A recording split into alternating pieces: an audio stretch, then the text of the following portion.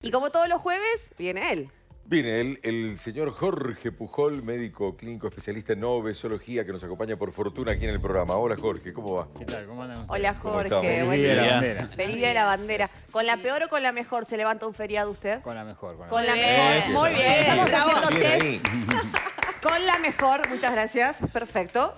Bueno, la gran pregunta hoy es, ¿qué tratamientos reales, no esto que por ahí te pinta la internet, que puede ser Claro. un camino corto pero malicioso, ¿no? ¿Qué caminos reales existen para la obesidad, para tratar la obesidad? Pero antes, ¿podemos, aunque suene repetitivo, definir una vez más qué es obesidad? Sí, por supuesto. La obesidad es una enfermedad, por empezar, que se produce por la acumulación excesiva de grasa en nuestro cuerpo Sí. y que tiene que ver con factores psicológicos, hormonales y metabólicos. Son tres aspectos distintos que hay que tener siempre en cuenta para entender que hay el tipo de obesidad que estamos analizando. Ajá. Hay muchas obesidades. Y esto es importante saber porque no hay un solo modelo donde responde un solo tipo. Las hormonas, que son las que nos diferencian a los varones, a las mujeres, van definiendo dónde se deposita la grasa. Entonces tenemos obesos que engordan la cola, que son las obesidades ginoideas, la Sí. pera que le decimos nosotros, los que engordan el cuerpo, que son las obesidades de la manzana, y después los que tienen problemas con los corticoides, Sí. que empiezan a engordar en una forma patológica en territorios distintos, que son obesidades muy exóticas. Lo importante es saber hacer el diagnóstico y por otro lado, en ese diagnóstico hoy estamos avanzando muchísimo porque la ciencia ha empezado a determinar factores genéticos que definen la obesidad. Y esto ha tirado por la borda muchas estrategias que antes teníamos, que pobres los volvíamos locos a los obesos diciendo de que había que hacer una cosa, la otra, porque bueno, se ha ido simplificando en el tratamiento y se ha ido complejizando en el diagnóstico. De hecho, ya existen asociaciones mundiales de obesidad. Yo voy a estar la semana que viene en el Mundial de Obesidad que se hace en Sao Paulo y donde se logran los consensos. ¿Qué significan los consensos? La obesidad hoy es una pandemia. Sí. Es decir, ataca hay más obesos que desnutridos. Vos, Coco, te acordás cuando nosotros teníamos 10 años, 15 años, que el mundo lo que buscaba era tener menos desnutridos. La desnutrición era el gran problema. Hoy es al revés. Es decir, las harinas, los alimentos procesados, son muy económicos, han invadido todas las poblaciones y entonces en culturas donde antes era impensable ver obesidades, como la India, la China, hoy vemos una epidemia de obesidad en esos territorios porque le llega la harina y bueno, y empieza todo el problema de empezar a engordar y acumular grasa en forma desproporcionada. En su momento siempre se veía la sociedad de Estados Unidos como que era una sociedad obesa. Exacto. ¿no? Con Lo muchos sigue casos de siendo. obesidad. O sigue siendo, digo, Las pero- 3/4 partes de los adultos de los Estados Unidos son personas con sobrepeso y obesidad. Estados Unidos culturalmente Por su tienen los alimentación. procesados muy impregnados. Claro. Entonces, La comida bueno, rápida. la comida rápida, el machatada. fast food que tienen ellos y también la genética, ¿no? Son estructuras sajonas que cuando engordan o la selección que tuvieron de especie de la etnia negra, Sí. que son obesos negros. Vos fíjate que cuando vos ves las estructuras antropométricas de los negros en África y en Estados Unidos, los americanos son mucho más grandes y obesos, comparativamente con los africanos.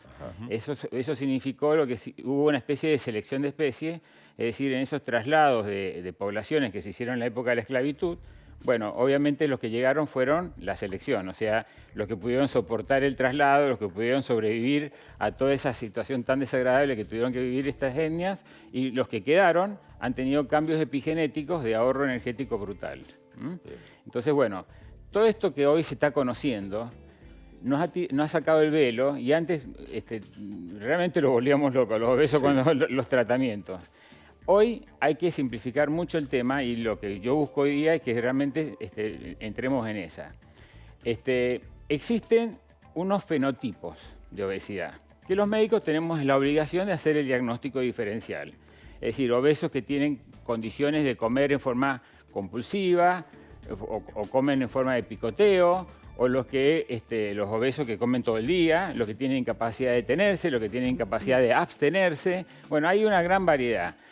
En psiquiatría es el mundo de las escalas. Entonces, yo te he dado ahí unas escalitas que están los que los médicos hacemos rápidamente para analizar cuando no dormís bien, que es la primera hojita. Entonces, obviamente el nivel de cansancio y la afectación que te puede hacer, y eso a los médicos nos va dando la posibilidad de actuar con aparatología, con los CPAP o con ciertos medicamentos para poder modificar esa condición. Doctor, perdón, acá sí. me detengo con esto del no dormir bien. Esta pregunta la hemos formulado, pero el público se renueva con respecto a las 8 horas o no 8 horas. ¿Qué hacemos con cuánta cantidad de horas tenemos que dormir? Hay que dormir entre 6 a 8 horas, corridas.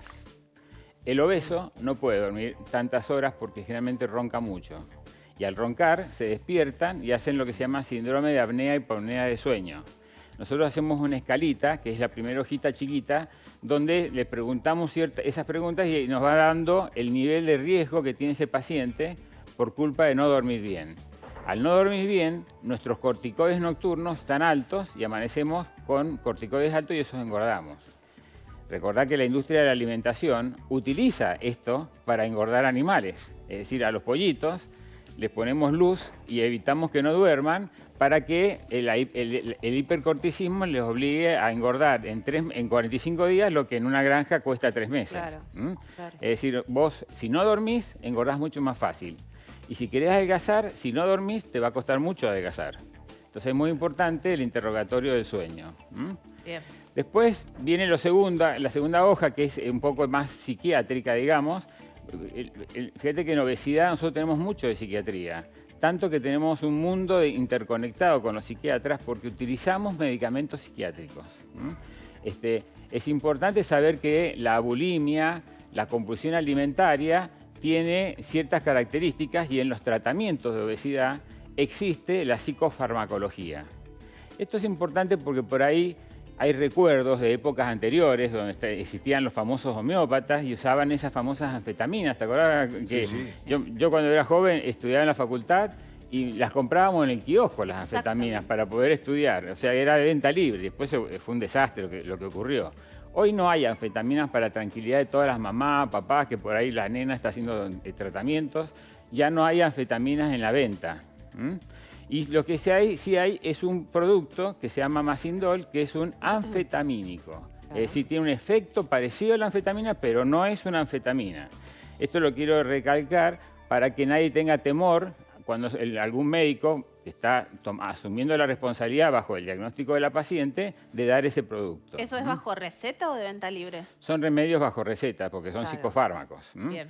También existen los compulsivos para comer. Entonces existen las tendencias bulímicas y ahí hay un medicamento que se usa para la depresión, que es la fluoxetina, que se vio que en dosis altas, 60 miligramos, es decir, al paciente hay que darle 3 pastillitas por día, que eso por ahí asusta un poco, porque vos decís, un antidepresivo y encima 3 veces por día. Hasta a veces en el mundo de los colegas cuesta asumir que para tratar un paciente hay que darle una dosis muy alta. Pero esa dosis es la dosis que les hace sentirse saciados, llenos, permanentemente con un estado de saciedad que les permite poder controlar por un tiempo esta vorágine de comer y frenar la tendencia de hiperfagia. Después están los adictivos. Ese paciente que por ahí vos decís, bueno, vas a hacer esto y no vas a comer harina, ponele. Y te dicen, mira, yo no puedo, porque yo veo el pedazo de pan y me vuelvo loco y yo quiero comer harina y en realidad es casi como que algo similar al cigarrillo o al alcohol. Es decir, existe una adherencia tan fuerte a ese grupo de alimentos que el paciente no puede evitar la tentación de comerla. Bueno, para eso hay todo un mundo de medicamentos que son los antiadictivos. Es decir, medicamentos que desde la psiquiatría que usaba para tratar cocainómanos o fumadores, bueno, esas drogas en dosis muy bajitas y asociadas se pudo comprobar que también controlan las adicciones a los pacientes con obesidad. Entonces está el Naltreva, el naltrexona con bupropión, que es una estructura farmacológica que el paciente lo toma y si bien no es que no tenga hambre como el Masindol o otros grupos de medicamentos, deja de tener la adicción y es importante saber previamente a quién le vas a dar este remedio. ¿Y ahí qué pasa, por ejemplo, con las personas que dicen no puedo dejar de pensar en comer? Claro. Es todo el tiempo el ese pensamiento es el va adicto. hacia la comida. Ese es el adicto, generalmente. Si vos, esa frase que estás diciendo, también te lo dice el adicto con respecto a otras entidades. Fíjate que hay un receptor que tenemos en el cerebro. Las neuronas tienen en la capa muchas como puertitas, como llaves. Nosotros le metemos la llave y la neurona actúa de tal manera o tal otra. Ellos se llaman receptores. Hay un receptor que tenemos en el cerebro nuestro que son los receptores canábicos, que es el receptor donde actúa la marihuana. Y esos receptores estimulan el apetito. O sea, cuando yo estimulo los receptores canábicos, por ejemplo, si se me ocurre fumar cannabis, lo más probable es que voy a tener un gran estímulo alimentario. Por eso tienden a engordar los pacientes que tienen esa tendencia adictiva. Bueno, había un medicamento que lo usamos mucho tiempo, que es el Rimonabant, que bloqueaba estos receptores y los pacientes dejaban de tener la adicción. Un medicamento que fue muy exitoso y de golpe se tuvo que prohibir. Se prohibió hace exactamente 6 años porque empezaron a haber casos de suicidios, es decir, depresiones agudas, donde obviamente ahí descubrimos que los receptores canábicos tenían mucho que ver con la trascendencia y los estímulos de vida. Nosotros tenemos en nuestro cuerpo fuentes parecidas al cannabis que actúan en esos receptores, que los producen justamente los músculos cuando hacemos actividad física aeróbica. Y finalmente en las dietas lo que está son las famosas dietas. Fíjate que te lo estoy diciendo en tercer lugar, no en primero, porque generalmente lo fácil es decirle a un obeso no comas más. Y el obeso te va a decir, pero claro, si eso fuera fácil, estaríamos todos flacos. Totalmente. Entonces en Estados Unidos se hizo un consenso internacional que se llama My Plate, que es este famoso plato. Este plato lo que intenta lograr es que todos tengamos conciencia que lo ideal para comer bien es comer un plato nada más. A ese plato imaginariamente lo tenemos que dividir en 2. La mitad del plato tiene que tener verduras, que es el grupo de hidratos de carbono simples que no tenemos condiciones a veces para poder producir grasa a partir de ellos si comemos en esta proporción. Todas las verduras. Pero hay un grupito que nosotros decimos verdura porque lo compramos en la verdulería, pero no son en este grupo, que son los almidones, que son los que están en el cuarto de abajo. Ahí a cuarto ustedes van a ver que siempre está el maíz o el arroz o la papa. Bueno, esos son almidones, son hidratos de carbono complejos que tienen el riesgo de que cuando no te hace falta, el cuerpo no los desperdicia. El cuerpo cree que el arroz o el maíz o la papa es fabuloso. Entonces, tenemos una genética que cuando vos comes ese alimento y no te hace falta, ahí nomás lo transforma en grasa y lo guarda, pero nunca lo vas a usar ni defecar. Entonces, es importante saber que ese cuartito es el cuartito que si vos querés adelgazar, lo sacás. Y si no querés engordar, no comas nunca más de ese cuarto del plato. Ah, mirá. ¿Entendés? Está bueno. O sea, si vos sos delgado y decís, no, yo no quiero engordar, bueno, te sirven un plato de fideo. No hay que comer un plato de fideo. Hay que comer imaginariamente lo que representa el cuarto del platito. Jorge, y cortitísimo para cerrar, porque tenemos poquito tiempo. Yo entiendo esto, qué comer, ¿no? Cómo tener cuidado con las comidas, obviamente toda la cuestión farmacéutica y toda la cuestión de pastillas, que eso también ayuda un montón por todo lo que mencionabas. Pero, ¿qué pasa? Porque hay muchos... ¿Cómo ocupar la mente me parece importante? Porque también es difícil esto de, tengo que tomar todas esas pastillas, tengo que comer de esta manera, pero no tengo que comer de aquella. Y muchos no pueden trabajar. O inclusive son discriminados y no los reciben, o una locura lo que sucede también, hay que decirlo.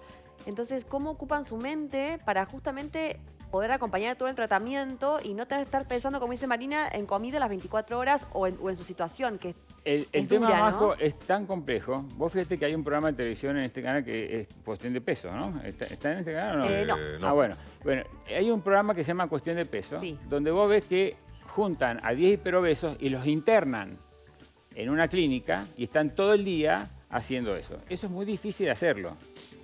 O sea, vos fíjate que hay que lograr un estado de internación donde vos no podés. Porque en esto tiene que ver mucho tus condiciones socioeconómicas y laborales. Totalmente. A veces lo ideal es vos decís tu tiempo, ir al psicólogo, al nutricionista, al profesor de educación física, Claro. al médico, pará, es una calecita donde el No, y pobre además, obeso está en y medio. además vivir, porque tienen hijos, porque tienen que ganar Lógico. dinero, porque hay que pagar cuentas. Bueno, Porque, o sea, hoy ¿cómo? estamos tratando de evitar eso, que si bien es ideal, nadie está hablando en contra de los grupos multidisciplinarios, no es accesible para la mayoría de los obesos, por eso fracasaron esas tendencias. Hoy lo ideal es que los médicos nos preparemos y tratemos de ser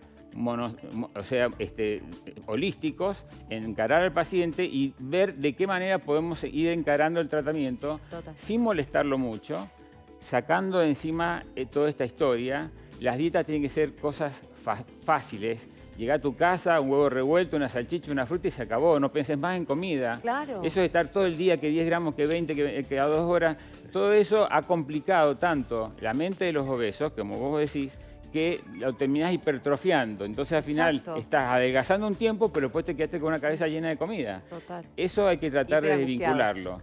Y esto es lo que estamos tratando de lograr, que hayan médicos obesólogos que encaren esta patología con el conocimiento de la psiquiatría, de la neurología, de la endocrinología, lo que se llama psicoinmunoneuroendocrinología, porque hay que saber integrar a estos pacientes en el diagnóstico y en el tratamiento. Jorge, muchísimas gracias. No, gracias a ustedes.